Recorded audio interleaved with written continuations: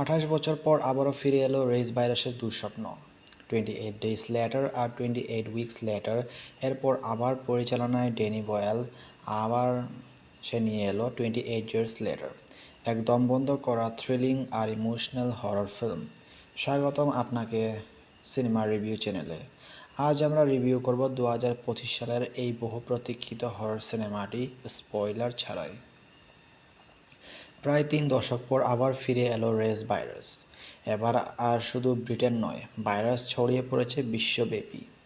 গল্পের মূল চরিত্র অ্যারন টেলর জনসন, এক বেঁচে থাকা মানুষ যে খুঁজছে মুক্তি, আর জোডি কমার, এক সাহসী চিকিৎসক যে লড়ছে রোগ, সংক্রমণ আর মিলিটারি শাসনের বিরুদ্ধে।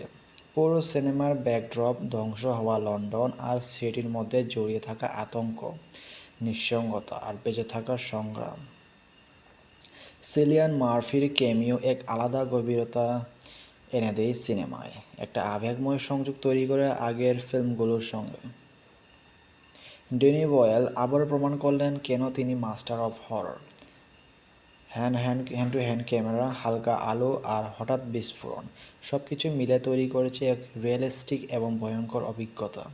পুরো সিনেমার রং, টোন আর ভিজুয়ালস এমনভাবে উপস্থাপনা করা হয়েছে যেন সত্যি আমরা সেই দুনিয়াকে ঢুকে পড়েছি। অ্যারন টেলর জনসন দুর্দান্ত অভিনয় করেছেন, একসাথে ভয়, রাগ আর মমতা ফুটিয়ে তুলেছেন। জোডি কমার দুর্বলতার মাঝেও শক্তিশালী পুরো সিনেমার প্রাণ বলা চলে। আর সিলিয়ান মার্ফির সংক্ষিপ্ত উপস্থিতি হলেও সেই এক ঝলকে অনেক কিছু বলে দেয়। সাপোর্টিং কাস্টও দারুণ, বিশেষ করে যারা নতুন জেনারেশনের চরিত্রে অভিনয় করেছেন। জন মার্ফির কম্পোজ করা ব্যাকগ্রাউন্ড স্কোর রীতিমতো আতঙ্কের পরিবেশ তৈরি করেছে। চুপচাপ নিঃশব্দ মুহূর্ত, হালকা বাতাসের শব্দ আর দূর থেকে আসা আর্তনাদ, সব মিলিয়ে হরর অনুভূতি ছড়িয়ে পড়ে পর্দার বাইরে পর্যন্ত। ছবিতে যেগুলো ভালো লেগেছে সেগুলো হলো শক্তিশালী একটা গল্প, দুর্দান্ত অভিনয়, আবেগ আর হররের চমৎকার ব্যালেন্স, আগের সিনেমাগুলোর সঙ্গে সংযোগ এবং realistic thought provoking পেসিং।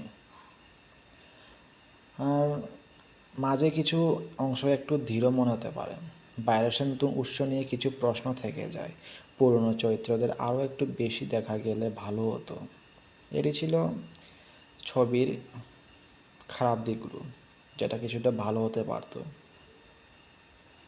28 years later শুধু একটা হরর সিনেমা না, এটা সময়, ড্রামা আর বাঁচার মানে নিয়ে একটা গভীর আলোচনা।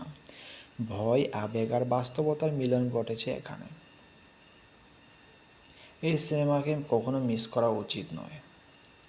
তোমার 28 ইয়ার্স লেটার সিনেমাটি কেমন লেগেছে কমেন্টে জানাও। ভিডিও ভালো লাগলে সিনেমা রিভিউ চ্যানেলটাকে সাবস্ক্রাইব করতে ভুলবে না। আর হ্যাঁ, সিনেমা দেখো, গল্প বলো, ভালো থেকো।